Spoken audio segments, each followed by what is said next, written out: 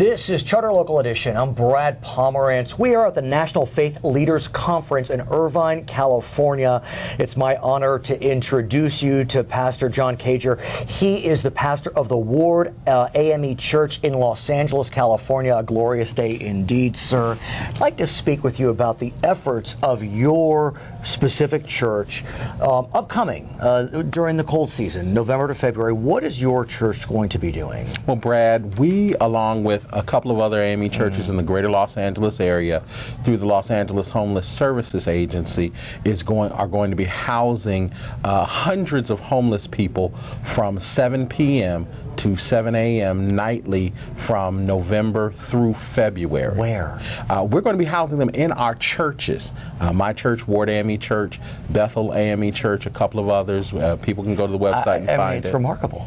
It's just stunning. Believe it or not, even though we're dealing with global warming now, back in 1987, 7 homeless people froze to death in Los Angeles. And to get off topic slightly, we may have an El Nino coming. Exactly, or La Nina, and we don't know. And so it could get very cold, very rainy, and being in a torrential rainstorm at night can't be healthy. Correct. And as people of faith, we have to take the effort to make sure that people who are in distress have an opportunity to get a hot meal, get a hot shower, collect their thoughts, maybe call some family.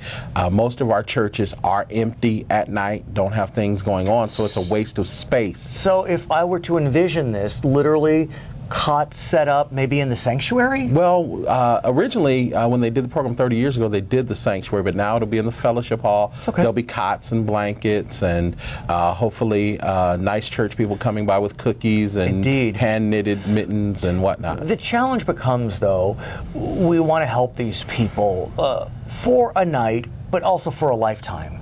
And so are you, with your partners, going to be endeavoring to provide these folks with services to try to end the cycle of homelessness? We are bringing in a variety of social service providers. They are entered into the county's information management system. They're able to connect with mental health services, with unemployment services, with housing services, because again, we don't want this to be a permanent underclass and permanent lifestyle. At the same time, it's hard to deny that faith can be healing.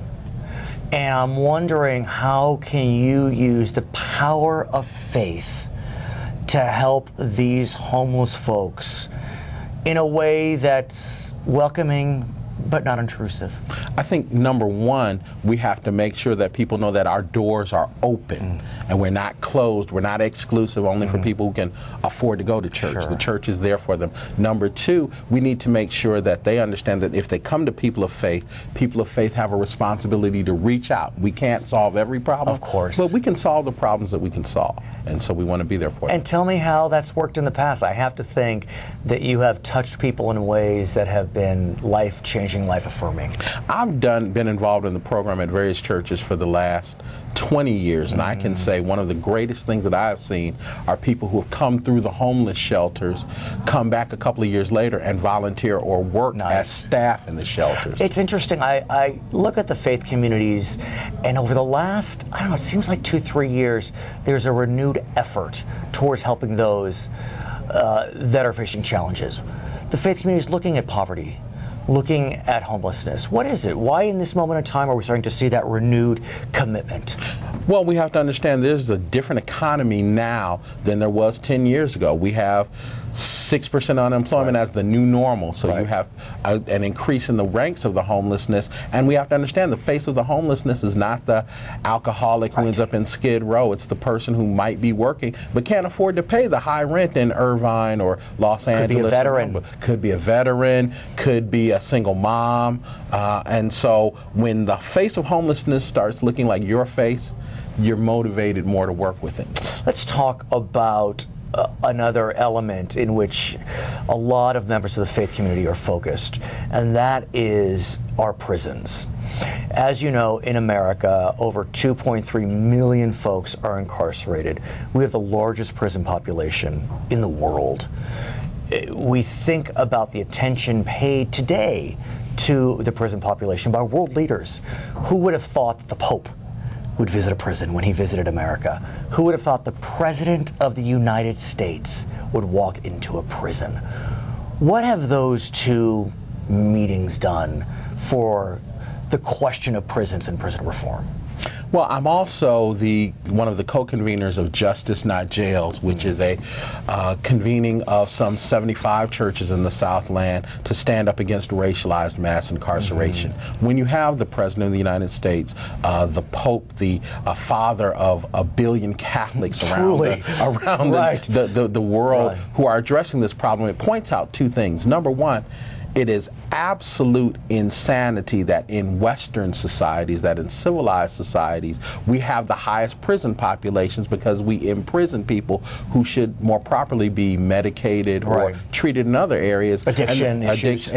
Precisely. And then number two, it's absolute stupid social policy that when we are facing all sorts of deficits at every level of government, we're spending an incredible amount of money housing people where we'd be better served if they were out trying to do productive things. But are you surprised, though, that the issue has become center stage both for liberals and conservatives? I mean, one would not have predicted that conservatives, and I'm not taking a position, would be calling for prison reform, would be calling for incarceration reform. One of our pastors is a very active Republican, stood for office in Alabama, and one of his platforms was, as broke as America is, we need to find something better to do with our money than imprisoning people who should be out doing stuff to pay into society rather than sucking from society. If you pay $45,000, $50,000 to house someone, fiscal conservatives are the most outraged people to see that happen. One could argue. So, are we seeing positive results, or is this just lip service to the question of prison reform and avoiding mass incarceration, especially, and it's just an undeniable, of men of color?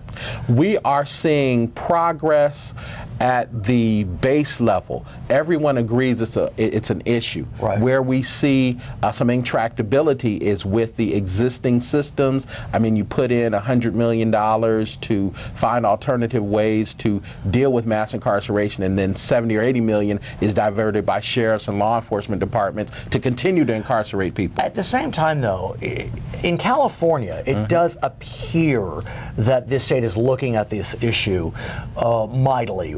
Some of it's imposed. As you know, the U.S. Supreme Court called California prisons cruel and unusual, and as a result, we have what you know as prison realignment, where lower-level offenders are serving time in county jails, and they are getting rehabilitation services there. Recently, the voters passed Prop 47, which reclassifies lower-level offenses from felonies to misdemeanors, a lot of possession offenses.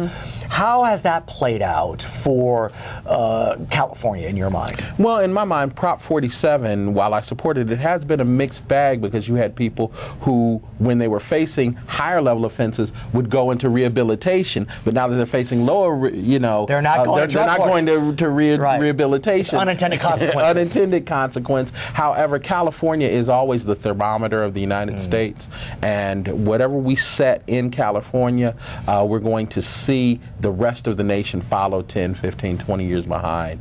And as long as we are mindful to find solutions, we'll eventually figure it out. We've got smart people in our government. Okay. His name is Reverend John Edward Cager III. He is the pastor of the Ward African Methodist Episcopal Church in Los Angeles, California. My name is Brad Pomerance. Today we are at the National Faith Leaders Conference at the Christ Our Redeemer AME Church in Irvine, California. We thank you so much for joining us on Charter Local Edition.